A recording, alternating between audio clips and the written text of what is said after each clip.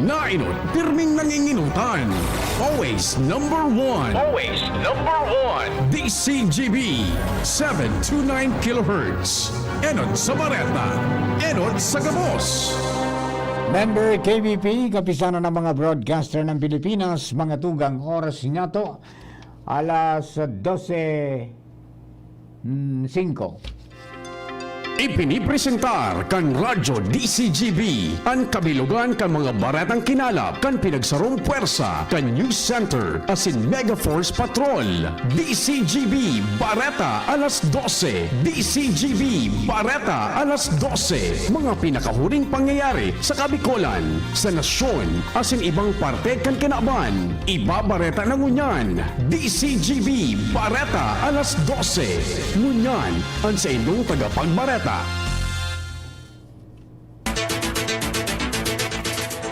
Marhainod ng mga tugang Sabado po ngunyan, petsa 1 sa bulan kan Marso 2025. Inang bareta alas 12 sa nakonse ng magiging tagapagbareta, Mardila Daing Iba. And out sa headlines sa tayong darakulang mga bareta sa lado lokal. Albay Electric Cover TV Incorporated padagos sa paganda para sa implementasyon kan net metering system. Mga aktibidad kan Bureau of Fire Protection Tabaco para sa sarong bulan na obserbasyon kan Fire Prevention Month. Kasado na. Konstruksyon kan Philippine Coast Guard Academy sa munisipyo kan Bagakay, Albay. Posibleng punanan ngunya na taon sigun kay Ako Bicol Party List Congressman Jill Bungalon. Kagawad kang barangay Umapon sa Legazpi City may patanid banungod sa mga nagtitsyenda ng gasolina na nakabugtak sa bote. Sa lado nasyonal, headline, NFA nagpuunang mamakal ng clean and dry na paroy sigon sa Department of Agriculture. Kamara de Representantes pagkomento sa petisyon na isinumitir kan content creators as in influencers may kinaraman sa fake news. Philippine Navy padagos sa pagkapakusog kang presensya sa mga kadagatan na sakop ka nasyon. Pagdakol ka mga foreign businesses sa nasyon, piglalao man na kan Securities and Exchange Commission. Sa lado na bareta sa ibang nasyon, South Korean scientist nakadiscover ng modernong sistema ng pagbulong ng helang na cancer. Sa lado ng Karawati Sports, Cavaliers, pinakang-enot na NBA team na nakakuha ng spot na makalaog sa 2025 playoffs. Yan ang headlines kunya sa detalles kamang bareta enot sa lado lokal. Ang baretang ini hatod sa Indukan. Artisan Joint Supplement. Bumabagal ang galaw dahil sa joint pain at arthritis. Mag-Artisan.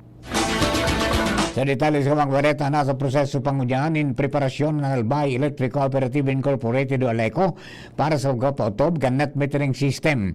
Inan impormasyon na ipinaluwas ni Aleco Information Officer Hans Galero sa programang Boses kang Kapalibutan sa DCGB Kasubago kung saan may mga pigadalang pasindang component kini maging ang proseso asin may preparasyon na rekisitos bago formal man na implementar rini sa probinsya. Ipinaluwanig ba ni Aleco Core Plan Division Chief Engineer Emmanuel Jacob na ang programang ini kang kooperatiba para sa saindang mga konsumidores na iguanin solar installation sa saindang mga harong na may dakulang numero ng enerhiya na natitipon. Sinabi ni Engineer Jacob na ang sobrang enerhiya hali sa solar ipapasa sa Aleco asin ang credits na matitipon digdi ang pwedeng ibawa sa bulanan na konsumo asin day pwedeng i-convert sa cash. Yung kay Engineer Jacob, kwalipikado digdi ang mga solar na may kakayahan na magtipon ng enerhiya ninday masobra sa 100 kilowatts. Mapolas na sananin anunsyo ang kooperatiba para sa nasabing programa sa mga masunod na aldaw, mantang ang mga interesado digdi pwedeng magpasiring sa sendang opisina para sa kompletong detalles gani. Ang baretang ini hatod sa Indukan. Plemex for Kids. Mommies, agapan agad ang ubo at plemang nakabara. Pambatang lagundi. Plemex! Yan das tanto posibleng ngunya na taon mapuna na ang konstruksyon kan Philippine Coast Guard Academy sa munisipyo kang Bakakay, Albay. Inan impormasyon na ipinahayag ni Ako Bicol Party List Representative Attorney Jill Bungalon sa programang Uragong Bicol sa DCGB kung saan ka mga nakalis na simana Ipigpresentar na kan Philippine Coast Guard ang plano digdi sa miyembros kan sangguniang bayang Kambakakay. Sinabi din Bunggalo na saro ini sa inda mga esforsos na darahon ang training center sa probinsya na makakapagpakusog sa ekonomiya Kambakakay asin sa Albay asin makapagtaon ng dugang na trabaho sa mga naka-star hara ni digdi. Sa ibang baretang lokal, kasado na ang mga aktibidades para sa sarong bulan na obserbasyon kan Fire Prevention Month kan Bureau of Fire Protection sa Banuan o kaya sa siyudad kan Tabaco. Inan impormasyon ay pigtao sa DCGB News ni BFP Tabaco spokesperson Fire Officer 3 Jesse Miraflores kung saan kasbagong aga ginibo ninda ang motorcade sa palibot kan siyudad. Nakatalaan man na magbisita sinda sa mga barangay para magkondukta ni mga fire awareness seminar, fire drill, intensified quad media campaign, may contest para sa mga high school students para sa paggibo ng jingle, poster making as in spoken poetry as in ng community fire auxiliary group tournament. Sinabi ni Miraflores na ang mga aktibidades may kamautan na paiwason ang karaman kan publiko kan mga dapat nagibuhon para maibitaran ang insidente ninsulo sa saindang lugar. Nangapudan si Kagawad Vince Abion kang barangay Humapon, Legazpi City sa mga residentes kang sa indang barangay, partikular na sa mga nagchichenta ni mga buti-botelyang gasolina na punduho na ini dahilan sa peligroso asin posibleng darahon kay ni. Sigon kay Kagawad Abion sa pagpoon kan obserbasyon kan Fire Prevention Month ngunyan aldaw dapat na iprioridad ang kaligtasan kang kabos. Ang pangapudan ni Abion ginibo makalis na kasuhapon na suluan sa rong gas station sa Purok 4 kang barangay dahilan para mairilo ang 2 persona. Tirawan nindo ni Abion na dahil na dapat na mawili sa dilensya sa pagtiyenta ng gasolina na ipigbubugtak sa mga bote na posibleng maging dahilan para maging abo ang ipigpundar kang pamilya asin makapiktar sa pagtaraning na iba pa. Sa girari na nangapudan ng Community Environment and Natural Resources Office o CENRO, ginubatan sa publiko na interesadong magtanong bukas ang sa indang opisina para magtaon ng mga similya ng kahoy. Sigong kay Mr. Ferdinand Baltazar, kan CENRO ginubatan, libre na itatao ang mga manlain-lain na klase ng mga fruit-bearing trees sa mga individual, organisasyon, eskwelahan, asin mga grupo na gustong magagad sa pagsasabing dakul pa ang mga nakasari sa indang opisina. Bigyan niya ni Baltazar ang publiko, lalo na ang mga may espasyo na magtanom ng kahoy bilang pagi nin mapangatamanan ang kapalibutan. Sa dagdag na baretang lokal na itaon na kan Department of the Interior and Local Government o DILG ang manlain-lain na tabang sa siyam ng mga dating rebelde na inapod bilang Friends Rescued sa probinsya kan Albay. Sigun sa DILG Albay, katuwang ni dadigdi ang gobyerno provinsyal kan Albay asin manlain-lain na ahensya kang gobyerno kung sain ang kada dating rebelde na natawanin tig 10,000 pesos, 20,000 pesos anali sa Sustainable Livelihood Program asin 10,000 pesos man na dagdag na financial assistance hali sa DSWD Bicol grocery package na may kantidad na 10,000 pesos hali man sa Department of Trade and Industry asin dole nego cards na may kantidad na 30,000 pesos. Ang mga intervention na itinaok parte kan Enhanced Comprehensive Local Integration Program o ECLIP na may katuyuhan ng makapagtaon ng hanap buhay sa mga dating rebelde mantang pigpipreparar sinda sa pagbalik sa komunidad. Bubuksan na kan National Police Commission o NAPOLCOM ang online registration para sa PNP Entrance and Promotional Examination sa eksaktong alas 12:02 sa Lunes, Marso 3. Yan ang pig-anunsyo kan NAPOLCOM Bicol kung sain ang mga interesadong magkuha kan exam kay puha na magparehistro sa NAPOLCOM online scheduling system sa pagi kan www.napolcom.nos.organization. Dadarahon man ka NAPOLCOM o .org. Dadaron man ka NAPOLCOM Bicol ang nasabing eksaminasyon sa Virac, Catanduanes sa Abril 27, 2025. Ang mga aplikante pwedeng magsumitir nin aplikasyon sa Marso 24 sagod 28 sa Capitol Dome kang Catanduanes Capitol Building asin makusugman ay papasunod ang first come first serve basis. Riantas Dando Piglinaw kan Virac Municipal Police Station sa probinsya kan Catanduanes na bako totoo ang naglalakop sa social media na post kan sarong persona manungod sa puting van na nagkukuha ni mga aki. Sa ipinalawas na statement ka nasabing ipatura, nakaoron mismo ninda ang personang nagpost kini asin piglinaw na wara man ini ni naging basihan asin ang katuyuhan niya iyo magtaon ng patanid sa mga magurang sa pagsasabing depiguna na magkaw sa ini nin takot sa mga makakabasa. Katakot kini inabisuhan ka nasabing ipatura ang gabos na maging responsable sa paggamit nin social media asin siguruhon na lehitimo ang mga sources kini takaning maibitiran ang pagkalibong asin pagpapalakop nin salang impormasyon. Piging kanyar maninda ang mga magurang na bandayan man ni marhayan sa indang mga aki, lalo na ang mga estudyanteng nganing maibitiran ang anuman na krimen. Arestado ang siyang na personang imbuelto sa illegal na droga sa piginibong sarong aldaw na operasyon ka mga kapulisan kan Police Regional Office 5 sa Manila na parte kan Rion. Sa daily operation accomplishments kan komandansya, sobra sa 121,000 na kantidad nin illegal na droga ang nakumpiskar kay banana ang 17.8 gramo nin pitutuburan na shabu. 8 persona na may pigampang na kaso ang dinakop asin tulo ang daylan sa illegal na pagsusugal. 10 man operasyon ang ginibo kontra sa loose firearms daylan para voluntaryong isuko sa otoridad ang 10 mga badil asin armas para sa safekeeping. Pigsiguro kang komandansya na magabadagos ang sindang espersos para mapugulan ang mga illegal na aktibidad asin krimen sa Rion. Masarupang baretang lokal, nampang sa kasong theft ang sarong 21 anyos na lalaki matapos na baluon kay ning tabagon ang wire na nakakabit sa mga street lights sa sarong Camposanto sa barangay Bugtong, siyudad kan Legazpi ka nakalistal daw. Sigung kay Legazpi City Police Station spokesperson, Chief Investigator Police Executive Master Sergeant Carlos Panya, nansuspetsado residente kang barangay Biga, Legazpi City, na matarimpong nadakupman kan caretaker kang Camposanto Macalis na maaktuhan na pigtatabag kay ang kable kan street lights na may kantidad na 2,000 pesos. Tulos man na nagagadin tabang ang caretaker sa nagrondang kapulisan na karani sa lugar para dagos ng dakopon asin darawon sa ipatura para sa magkakanigong dokumentasyon asin disposisyon ang suspitsado. Mga tugang primerong partiyan, kambareta alas 12, bareta sa lado lokal, ang bareta nato sa lado nasyonal. Ibang nasyon sports sa sinibapa, makalis lamang po kini. Abangan sa Radyo DZGB ang programang Usapang Consumer at Negosyo. Programang magtataunin kasimbagan sa saindong mga kahapotan tungkol sa pagninegosyo. Magdadara ng kadagdagang impormasyon mapadapit sa mga diretsyon nin mga konsumidor asin mga giya kung paano maging mga responsableng parabakan. Usapang Consumer at Negosyo.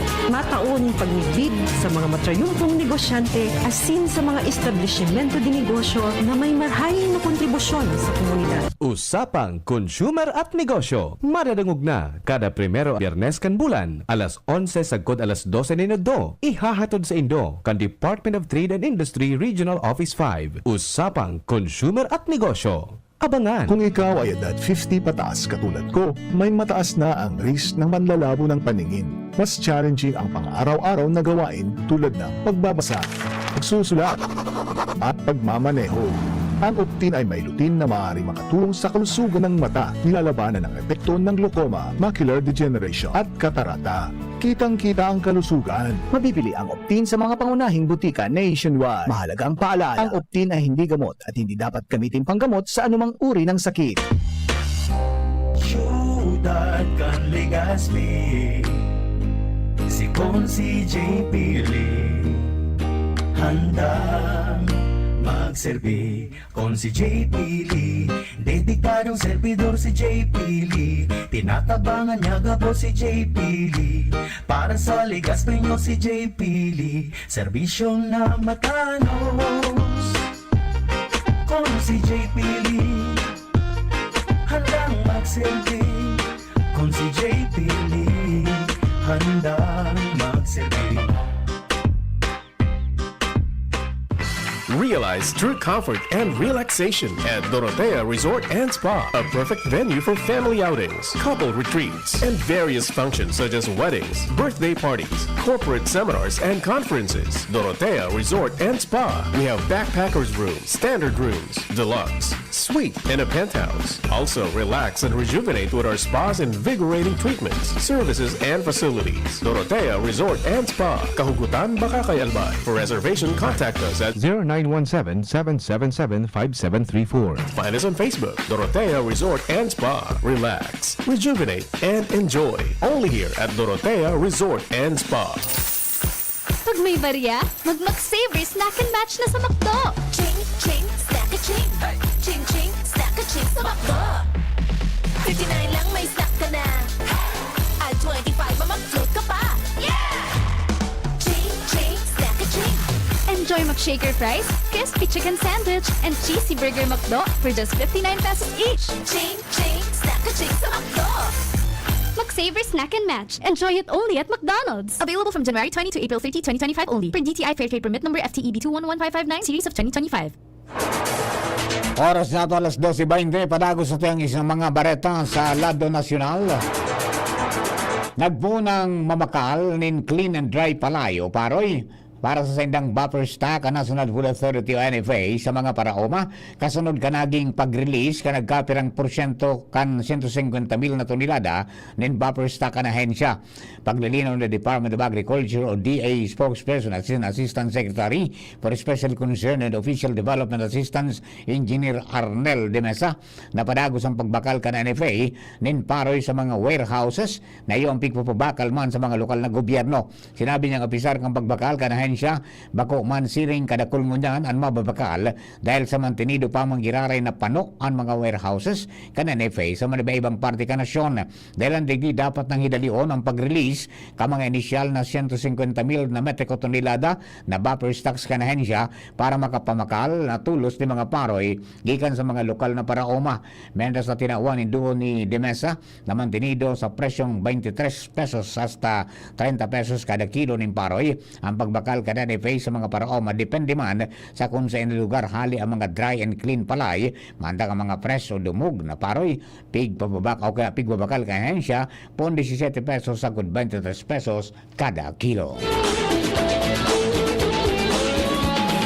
Padagos na pikapakusog kan Philippine Navy ang sendang presensya sa mga pangenot na kadagatan kanasyon. Ini kasunod kang ginibong Maritime and Sovereignty Patrols kan BRP Ramon Alcaraz sa Area of Operation kan Naval Forces Western Mindanao. Partikular na linibot kan BRP Ramon Alcaraz ang mga isla kan Sibuto, Iskalangkalong, asin Bunggao sa Tawi-Tawi para siguruho ng kaligtasan ng mga Pilipinong parasira. Sigon sa Philippine Navy, sinabayan ini nin aerial patrols kan NH-434 naval helicopter tanganing magtaon ng real time na monitoring asin paiwason ang operational reach kini. Dagdag pa ang Philippine Navy na ang pagkapatrolya kini parte man kan sa nagsuporta sa trilateral cooperative arrangement tanganing mapugulan ano man na klase ng transnational crime sa nasabing kadagatan.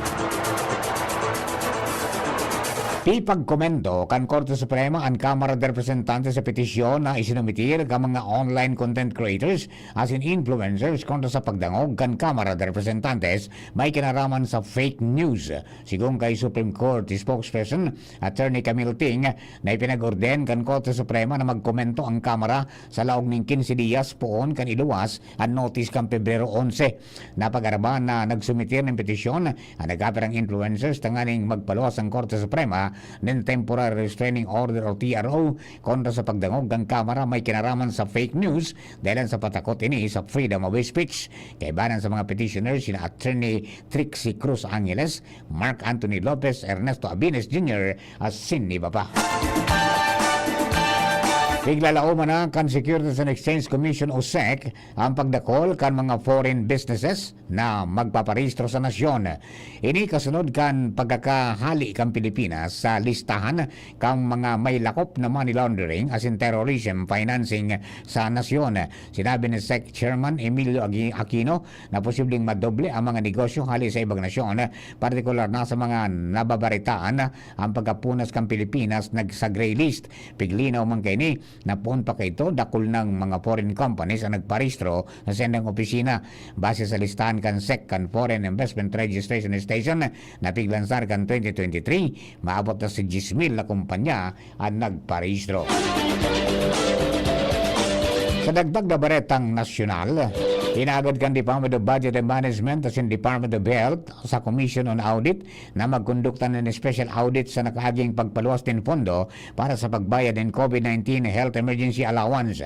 Nasarong joint statement sinabi kan duwang ahensya na masisiguro kagigibuho na audit ang matanos na pag-account sa kaban kanasyon na pigagamit para sa nasabing gastos asin makatabang sa DOH sa validasyon asin pagkonsolidar kang gabos na request asin disbursement may kinaraman sa health emergency allowance.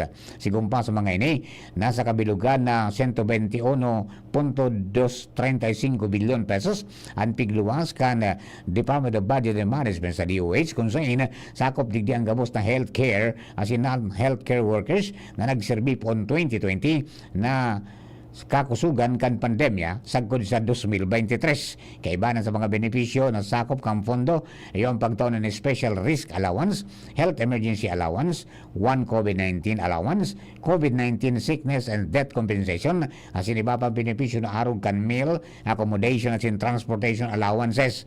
Nagagadman ang DOH ng kadagdagan na fondo na 27.453 bilyon pesos pero tanganing masakop ang bilog na requirement para sa final computation ng Public Health Emergency Benefit Allowances o FEBA na piglamar na inaprobaran man kan DBM. Naguyod man ang DOH na isa pinal ang listahan ka mga recipiente kan Health Emergency Allowance para maresolveran ang haluin ng issue.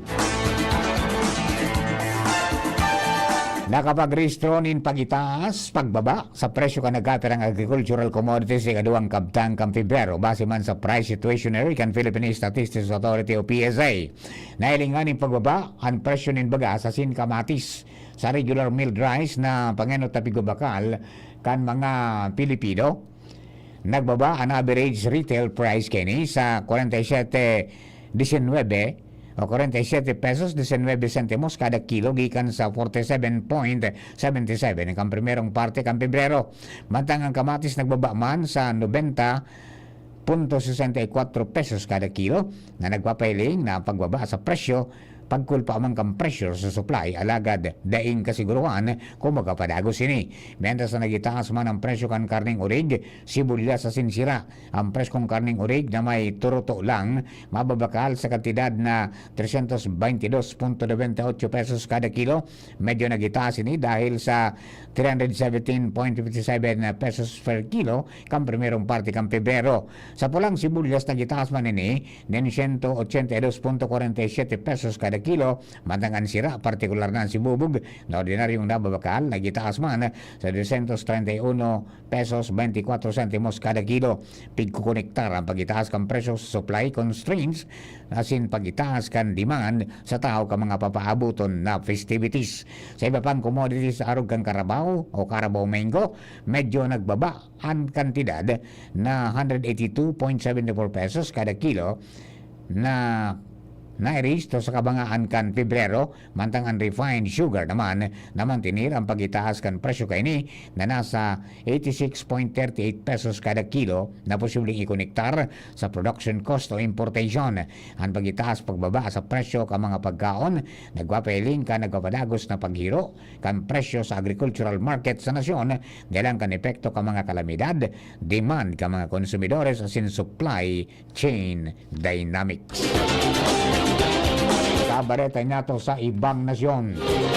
Nakadiskubre nin modernong lakdang sa pagbulong nin kanser ang mga siyentipiko gikan sa Korea Advanced Institute of Science and Technology o KAIST South Korea. Kan madiskubre ninda ang sarong bagong paagi tanganing ibalik ang mga colon cancer cells sa normal kaning itsura imbis na raoto nini o gadanon. Pinanginutan ni Professor Kwang Yun Cho ang nasabing pagdiskubre gamit ang makabagong digital twin technology para bulungon ang kanser. Ang modernong teknolohiya kayang arugon asin ugidon ang interactions kan sarong gene na nag-aaram sa mga importanteng molecular switch na nagsusulong ni mga pagbabago sa tradisyonal na pagbulong sa kanser. Nakasentro sa paggadan sa cancer cells ang pigigibo na minaresulta man kan seryosong epekto asin nagpapaitaas kan peligro nin pag-utro sa giraray kan helang. Alagad sa na-discovering ini kan team ni mga siyentipiko sa South Korea piglalao man ang bagong sistema magtatangro nin sarong mas ligtas asin mas epektibong sistema sa pagi kang pagsalida nin ideya lagikan sa paggadan ka mga cancer cells pasiring sa pagparahay kan mga ini. Ang pagdiscover sa modernong sistema ning pagbulong kang cancer nagtao man ning bagong paglaom sa mga pasyenteng may helang na cancer. Sa lado ng Karawati Sports, laog na sa 2025 playoffs ang top NBA team na Cleveland Cavaliers. Ang nasabing team, primero nakalaog sa playoffs, ngunya na taon, pugol ang kartadang 48 10 o 48-10 na win-loss record na presenteng pinakang magayon na record sa NBA. Ini ang primerong pagkakataon na magibok ang Cavs ang back-to-back playoff appearance pon kan 2018. Ang ultimong laban kan team sa championship sa pangenot kay Tony NBA superstar LeBron James. Ultimong nakalaban kan Cavs sa Orlando Magic bago ini nakakuha ng playoff spot kung sa intinambakan ini kan team o top team nin 40 puntos base man sa schedule na ipinaluwas ka ng NBA matapos ang regular na season sa Abril 13 mantang mapo ng playoff sa Abril 19, 2025 oras duman sa Amerika. Bago ini gibuhon o kaya bago ini gigibon muna ang NBA Play-In Tournament po na Abril 15 sa God 18. Digdidesisyonan kung anong team ang makakalaog sa number 7 na si number 8 na spot pareho sa Western na sin Eastern Conference. Pagkatapos ka nagkapirang simanang playoff, masigad naman ang Game 1 kan 2025 NBA Finals sa Hunyo 5. Sa tuyang bareta sa siyensya sin teknolohiya, hello, anapod sa sarong imbensyon para sa mga personang nakaka-experience ng insomnia. Sigon sa kumpanyang naka-imbento kay ni, nagagamit din ng Smart Sleep Solution as in IoT control technology na may kakayahan na mag-assess din sleeping status, nakakapagtaon in soft nature sound na nakakapag-relax, aromatherapy as in may noise reduction. Ang control kay ni pwedeng i-connectar sa mga cellphone as in compatible sa Android o Apple. Ang hello pwedeng mabakal sa kantidad na $231. Istoryang naiiba! Sa tuyang espesyal na istorya, sarong Liama sa North Carolina, ang opisyal na pigmidbid bilang pinakangurang sa bidong na kinaban sa edad na 27 taon. Ini si White Top na naka-star sa Victory Junction Camp sa Randleman Punpakan 2006. As nakakuha o kaya nakuha niya ang titulong Oldest Living Llama in Captivity as in Oldest Llama in Captivity Ever. Ang llama sarong hayop na may halaban na liog, may bog na baraybo as in mahiling sa South America. Midbid ang llama sa pagiging matibay as in katuwang sa pagtransportar ng mga kargamento sa kabubulan.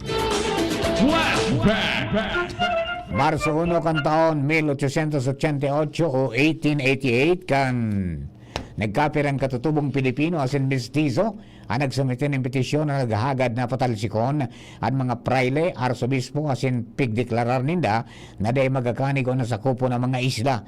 Ang sabing petisyon, iguanin 810 na pirma as in sinda na nindugan na bako magakanigo at mga praile na magtinir sa nasyon dahil tabako marahay na pag-uugali kay ni as in pang-abuso sa mga kababaihan. Mga tugang yan na po ang kabilugan kan sa tuyang alas 12 mga bareta at tinipa rin si kinalap sa DCGB News Bay. Sa pangarap po ka nakatuwang nato sa pagsurat kang bareta sa nakalista 6 oras, Angel Mustasa, naman sa newsroom sina Jenny Matthew Valera. Pantang yaon man sa lado teknikal, si Kuya Nems Flora. Sa DCGB Social Media Department, katuwang tapo dyan, mga tugang si Jerome Nico Martinez. Sa pangarang kabilog na tropa ka Mega Force Patrol, sa mga nagantabay po sa DCGB News Online Facebook page, DCGB YouTube channel, as in DCGB Live app, siling man sa 729 kHz sa pitan kan sa indong mga radyo. Sa Lunes po, iba na po ang makaibanan po nindo sa Bareta alas 12. Kaya salamatan po sa indong panagos na pagtiwala sa mga nakalis pong mga taon. Thank you for keeping us company. God bless the Philippines. Sa indong nadangog ang mga darakulang bareta, unya na aldaw, ang tabayan ng giraray sa aga, ang